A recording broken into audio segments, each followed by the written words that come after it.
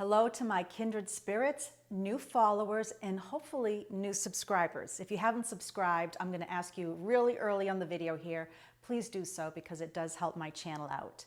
Now that said, in today's video, since we have Thanksgiving early in our family, we host Thanksgiving a week early so that our children can come here and not feel like they have to rush off to other places. We are a blended family, and some of our children have not just one other house to go to, but then they would also have to rush off to their partners' homes and visit with those parents. So this way we find that our children can come, sit, relax, and not rush off, and it really has worked out well for us for the past few years.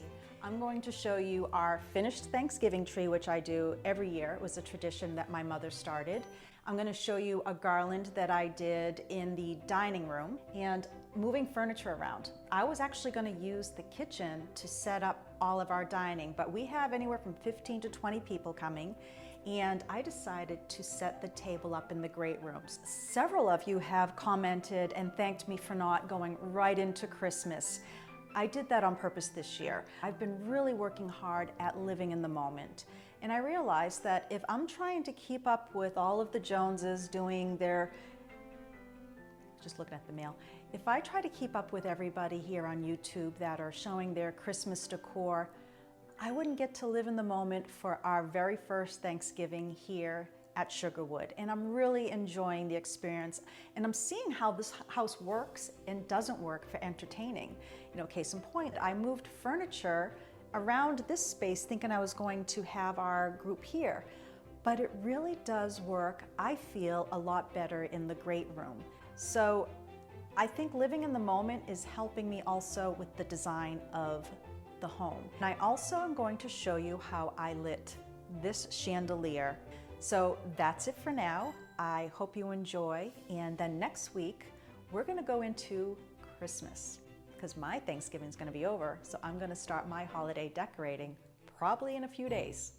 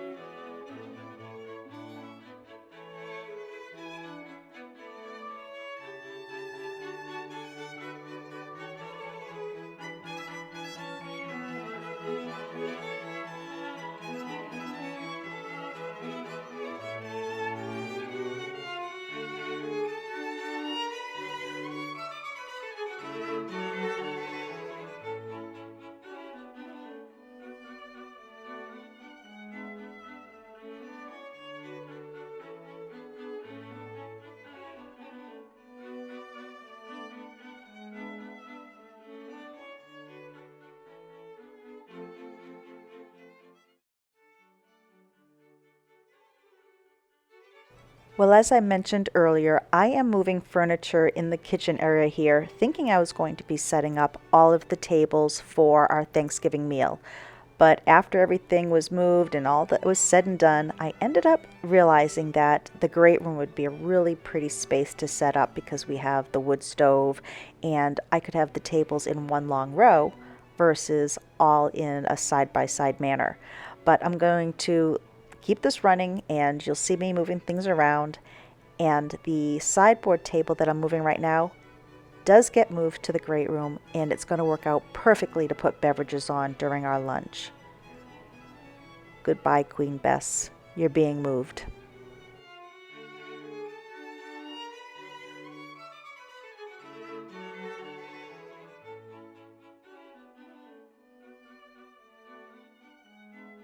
Just a quick sweep, and then I'm going to put the hutch at the end. And what I use the hutch for now, and I've done this for many years, I ended up putting some of the desserts and napkins and things up on the hutch while I'm prepping for the meal.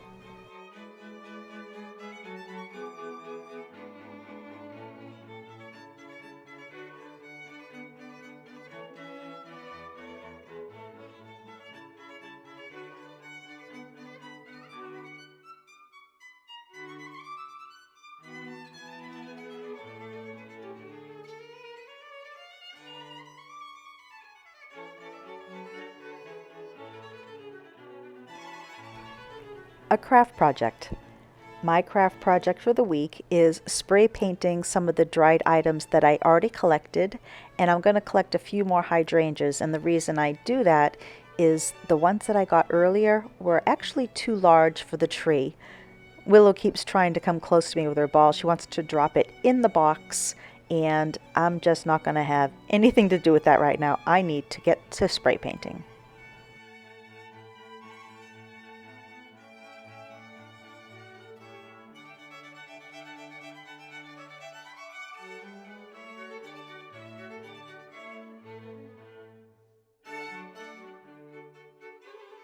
I knew there was a good reason I didn't finish this hydrangea bush.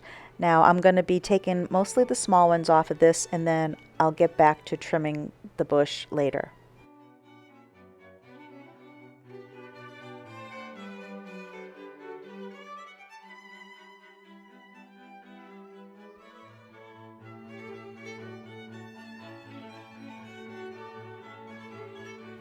Now in the box is the bee balm that you might have seen me collect last week, and after I sprayed that with gold and copper, I tucked the hydrangea stems into the stems of the bee balm, kind of using it like a frog just so they would stand up for me.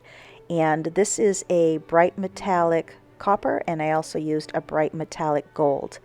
And then once they dried, I brought them in the house, and I'm just going to tuck them into the tree using the larger hydrangeas at the bottom and using the smaller ones at top.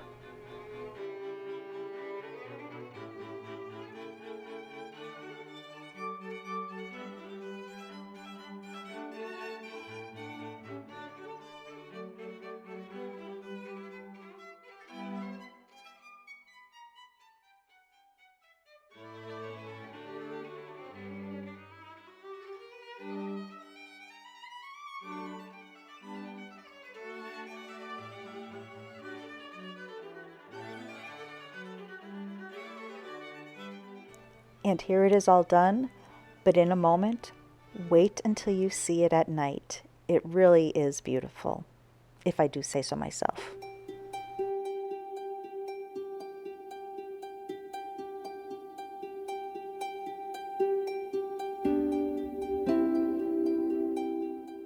And now I'm just adding a brown velvet tree skirt that I found last year while out thrifting or consignment shopping, and I just don't remember where I was, but it is mentioned in last year's video, I believe.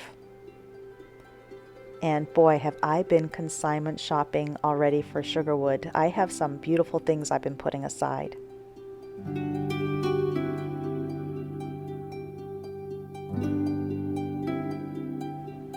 And on the hutch at the end, I put a few things on there just temporarily because the things that are there are going to be used for dinner. So the iron stove will be coming down. I might take down the teacups and saucers to use, and then I will put some of the desserts up higher just to keep them out of somebody's way when we're not looking. And maybe you know who I'm talking about. But I'm thrilled how this tree came out this year. I have baubles from the store, I have some picks from the store, but then I tucked in grasses, I tucked in some black-eyed Susans that are spray painted. I have the bee balm in here, the hydrangeas of course, and they're all done in coppers and browns and gold. And over here I just also noticed that I have a little fox here in a box. I want to thank one of my kindred spirits for sending this over for our fox tree, and she even sent old nails that she got from an old barn. Thank you so much. I really appreciate it, and I will use those nails somehow.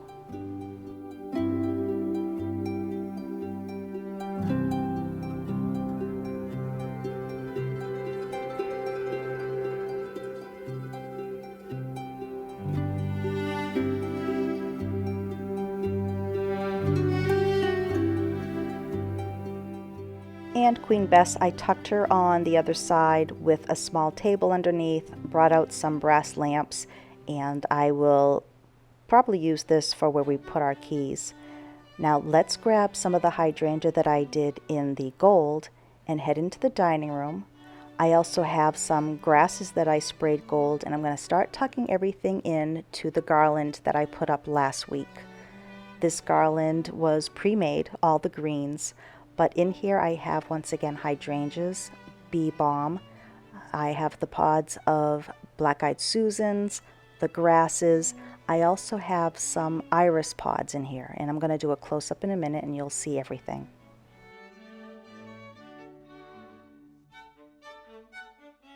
And yes, I am literally just tucking things in. I'm not attaching them because in a few days, these will all be pulled out, and then I will be doing the greens over for Christmas.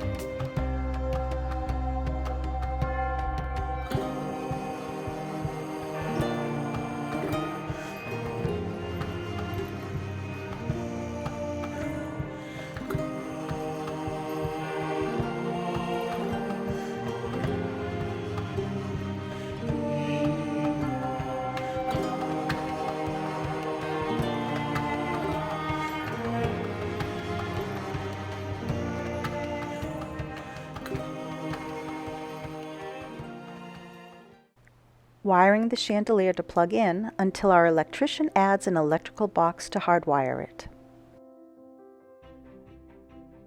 I'm just clearing off the table so I can work right on it, and it's a nice big space so it works out well. But what I'm doing is I'm going to add a plug to the end of the chandelier so I can plug it in, just like the starlight is above. That light came with a long cord and a plug, and we were able to use it temporarily until I got to this project. I first need to remove this part of the lamp, but unfortunately there is a carabiner piece that is bent a little bit, so all I could do was take off the larger piece, and I'm drawing a blank on what it's called. I do know, I just can't remember.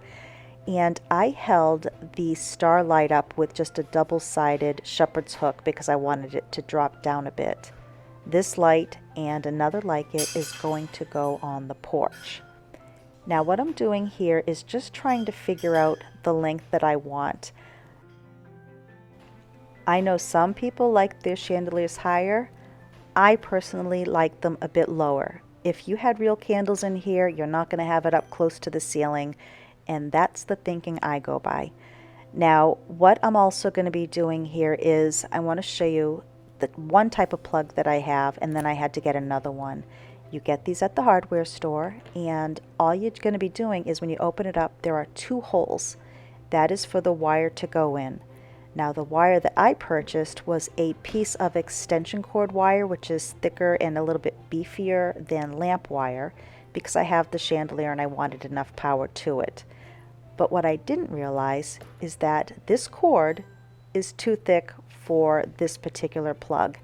I tried a couple times, even though I knew it wouldn't. So I need to go back to the hardware store, and I got this particular one, which is called for heavy duty, and it just slides in the end, and you push it down to those two little sharp teeth, bite into the wire, and then it clicks shut. So this end is already done. Easy, right? Now that I put the plug on one end of the extension cord wire, I need to attach that to the chandelier wire. I used butt end connectors for the first time, and it was so much easier than using the wire caps, which are the orange items there on the table. I took a wire stripper and I split the wire first, and then I'm going to twist it around a little bit. Don't cut too hard because it would go through the wire. And I removed the rubber, and I'm putting on one of the blue caps on one end. And it looks like I'm out of sequence here. Unfortunately, I did it on the other wire already. But I put it on the end, and I'm just going to pinch it shut with a pair of needle nose pliers. I do want to mention there is a positive and a negative with the wires, and you can tell the difference. One of the wires, if you split it, has ribs on it and the other smooth. You want to make sure that you're matching up the ribbed wire on whatever your lit piece is to the ribbed wire on the cord, and then the smooth wire to the smooth wire. I hope that made sense, but once again, if you have questions, your local hardware store will be able to show you what I mean, and they are a wealth of information.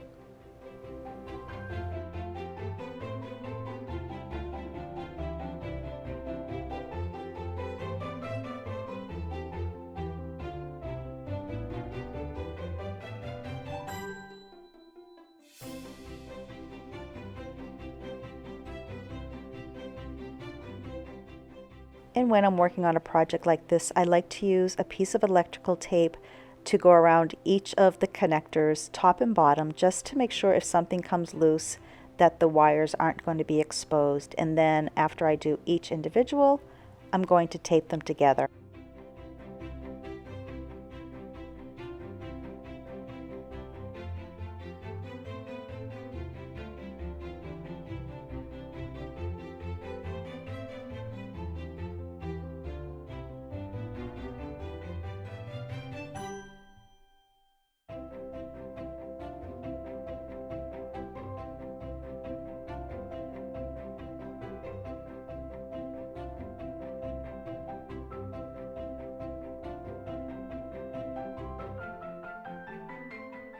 And now it's time I'm going to put in the bulbs, clean up a bit, plug it in, and I can't wait to see if it works.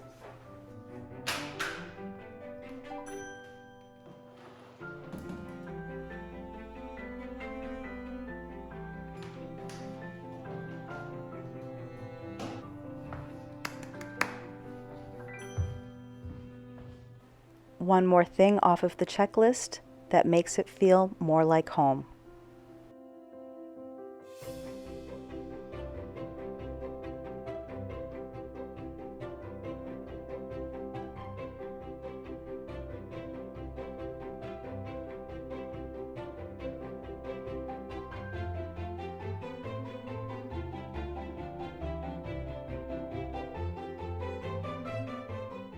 Now if you try this, just make sure you have a heavy-duty hook and that you're into a beam or a stud.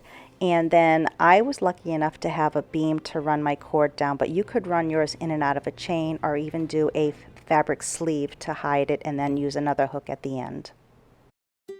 And here's a little glimpse at the great room with the table layout. And we just have a few comfortable chairs in here right now. Next year I'm going to be getting a large sofa and chairs for this area, probably a square coffee table. But I thought you'd like to see the room as it is right now.